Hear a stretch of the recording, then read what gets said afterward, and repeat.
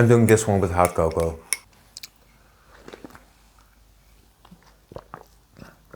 Ah, so good.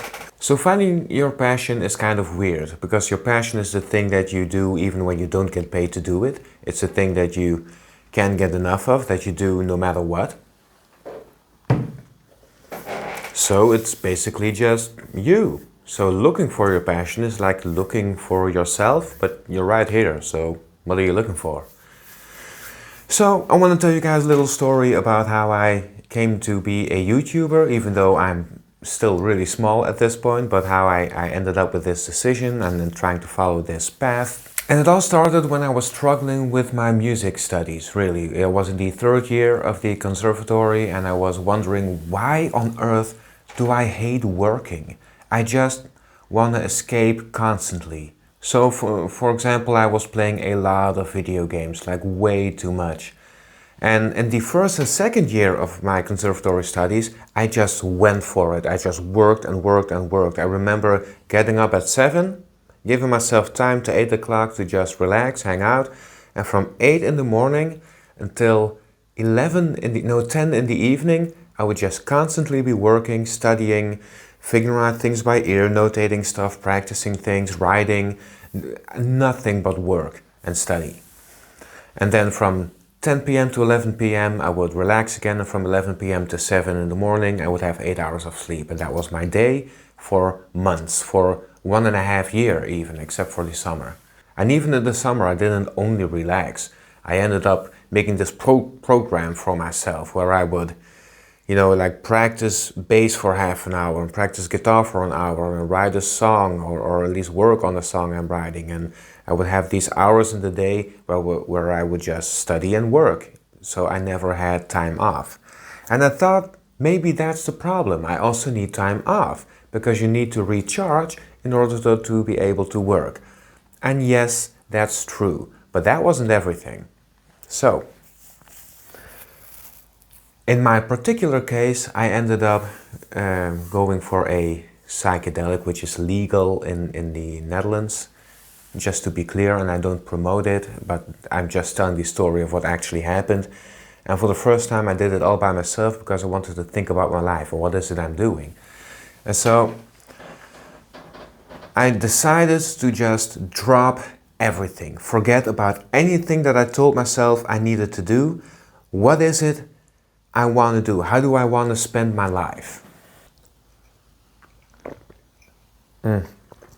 And one thing I thought about is if you really enjoy doing something, then you're completely engaged when you're doing it, right? So if you enjoy something and you're completely engaged, that means every minute or every hour you spend doing this thing, it has your full and undivided attention.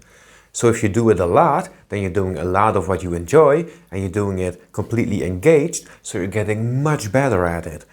At the time, this was video games for me, but whatever, I understood this concept of doing what you enjoy doing in order to get really good at it. And then once you're really good at it, you can help people by doing that because you're already really good at it. And if you can do something you enjoy and get really good at it and then help people doing that, then you found a way to be worth money doing something you enjoy. And I thought, oh, this is what I'm not doing.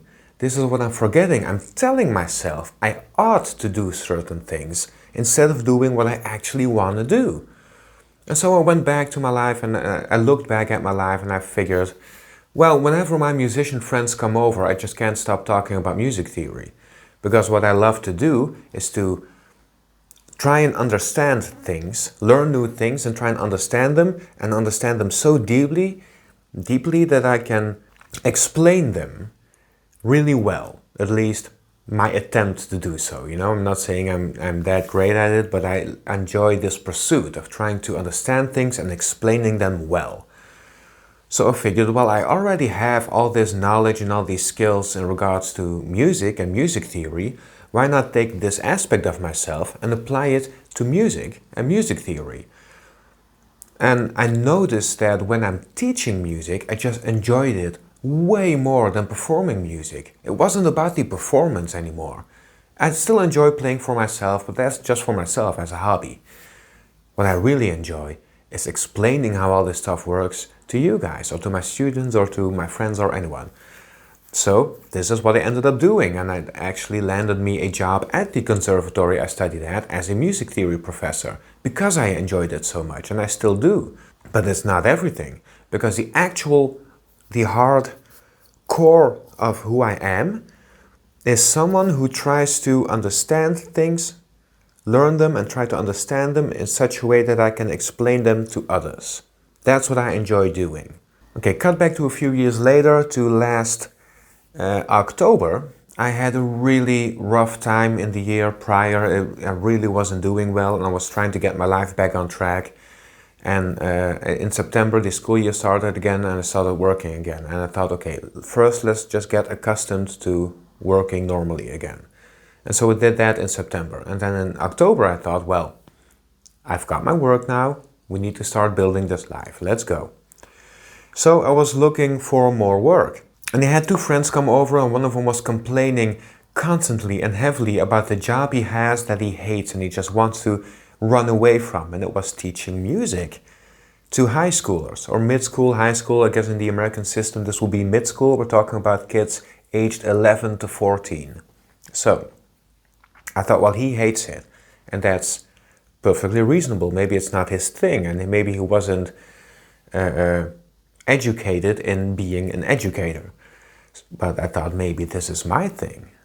So I thought, you know what, if you're looking for a replacement, see if I can get the job. And lo and behold, the 1st of November, I started working that job. And in the second week, I sent a WhatsApp message to my to the team manager, if that's the right term for it, telling her, I don't want to do this anymore. This is not me. I hate this. I can't. And I let them talk me into just giving it a bit more of a chance than just 2 weeks, which is fair enough. Like, I can see where that comes from. Even though now looking back at it, in those first 2 weeks, I already noticed what was wrong in this situation for me. But it took until January, until I finally came to terms with that I don't want to do this. I hated teaching these kids. I don't hate kids. Kids are amazing, just not in groups of 30. Because you know that there are kids that just want to be sent out of the class. They just try and get you on edge so they can be sent out to do their own thing, check their phone for an hour and then go to the next class and see if they can do the same thing. These were not engaged kids, and I have mad respect for all those teachers who can take those kids and engage them so they actually want to learn these things. Like this, it's amazing to me that people can manage to do that, and I respect it. But I also see that it's not me. This is not what I enjoy. I enjoy teaching people who were already engaged with the subject before they even came to talk to me or come to hear me speak or whatever it is.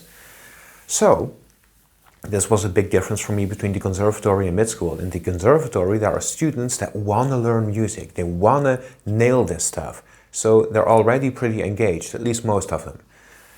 So that was a big difference. But I also noticed something else. When I was teaching at this mid-school, I kept having these thoughts about, I've got things to do with my life.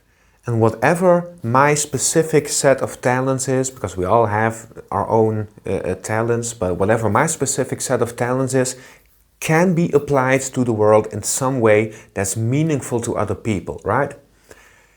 And I'm not doing that right now. So it felt like I was judging myself for robbing the world of that which I could have to offer if I only applied myself correctly. And that felt like a really harsh judgment about myself, and it really did not feel right. So in January, when they also came to terms with that I didn't want to do this, and I also came to terms with that I didn't want to do this, I quit the job in January. I gave myself some time off. I kept working at the conservatory. I still do, but no longer at this mid-school.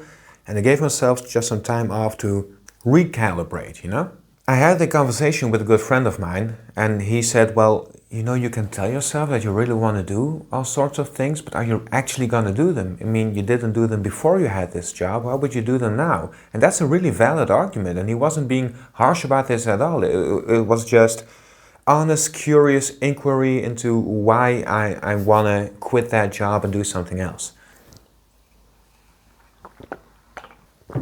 Oh, that's so good. And I didn't know. I actually wasn't sure what that was going to be like. So in February, I started a YouTube channel because I've always watched YouTube and I just liked talking about basically my healing journey, healing from this bad time I had and how I tried to become a more productive and better man, you know? This YouTube channel to this day has 1 subscriber, which is that one friend who said, "Are you really gonna do this thing?" He subscribed and he watched some of those videos. What I actually ended up doing was just dipping my toes in the water of YouTube and just flirting with the idea of being a YouTuber. Now, I was making these videos and at some point at the conservatory I taught some lessons and then I had like, I don't know, 2 hours where I didn't have any lessons before the next lesson would start. So in these 2 hours I would just book a room and just do stuff for myself. And I ended up thinking, wait, I enjoy teaching music theory and I'm making videos. So, you know, Apple Pen, Apple Pen. Let's just combine those things and make videos about music theory. And this started Music for Laymen, is what I called it back then. And I started making YouTube videos of a really low quality because again, I went from flirting to dating, but it wasn't serious yet. It was just, you know, dating with YouTube. And so I made a few videos. I made a playlist that's released in March. And at the end of it, I thought, well, what am I gonna do now? What sort of videos am I gonna make? And I played around with explaining songs and reacting to music theory videos, but that wasn't quite what it didn't quite do it for me just yet, and it was noticeable in the video because I was pushing myself to make some kind of content even though I didn't want to make that content. So I quit doing that. Then I had a few weeks or months in April and May where I think I made 2 shorts per week. I actually made 4 shorts per 2 weeks, but they released 2 a week. Just to keep the channel running, because I didn't want to give up on the channel, but I also didn't really want to apply myself and force myself. And then at some point I figured, oh wait, one thing I'm doing is sort of hiding behind this label of Music for Laymen. And what I really want to do is have this freedom to talk about anything that's me, anything I want. And instead of hiding my name, because I was really anxious about actually mentioning my name, I thought, no, I need to plunge in the deep. I need to go for it and just call it Didier Leclaire, which was a big step for me. It was not an easy step to take, but I did end up taking that step. And this did spark a sort of willingness to make videos a sort of willingness to apply myself to actual video making. And then in June, I started creating the actual full course on music theory. It started releasing in July and August and September, and now in October it's still releasing. But the last video I made released past Friday. This is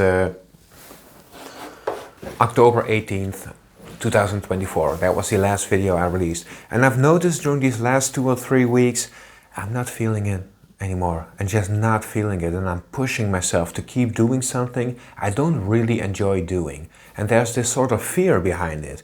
The fear that if I don't just use the knowledge and skills that I've attained in the first part of my life, then I'm gonna have to start at zero and I'll be nobody for the next 20 years of my life, which is nonsense. But it's a fear, you know, there's a fear there. And also a fear that if I now switch up my channel from talking about music and music theory to talking about other things, then the algorithm just doesn't know what to do with me, which is true for a while at least. I mean, if I've made enough videos about a new topic, the algorithm will adjust. But there's something bigger here. What I really enjoy doing, that's this core concept that I talked about earlier. What I really am is someone who enjoys learning things, understanding them, and then explaining them to other people. That's who I am. And I want to give myself the freedom to talk about anything throughout my entire life. So this channel can run on till I'm 70, so to speak. We'll see if it actually ends up going that way. But I want to free myself up to talk about anything I enjoy talking about. So, that's why we have this video on this Friday. I'm changing up this channel and I'm gonna hunt down my passion. Because, you know, you can't tell yourself what you enjoy oh, you enjoy this and that, just do that. That's not how that works exactly. I mean, sort of. It depends on how well you know yourself, but you're also constantly changing. So even though you know yourself, you might not know yourself later on because you've changed. So what it actually is I need to try and start making videos about all sorts of things so I can feel whether that triggers my enthusiasm for those subjects. And then this feeling of joy, basically, that's what tells me what I ought to be talking about. Because then we get back to the concept I discovered years ago.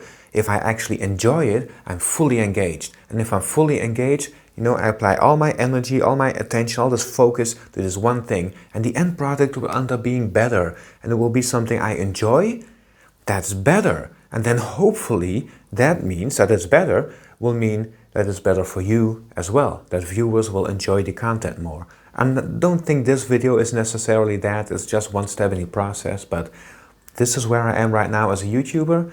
And so over these next few months, I don't know, maybe I'll talk about music, maybe I won't.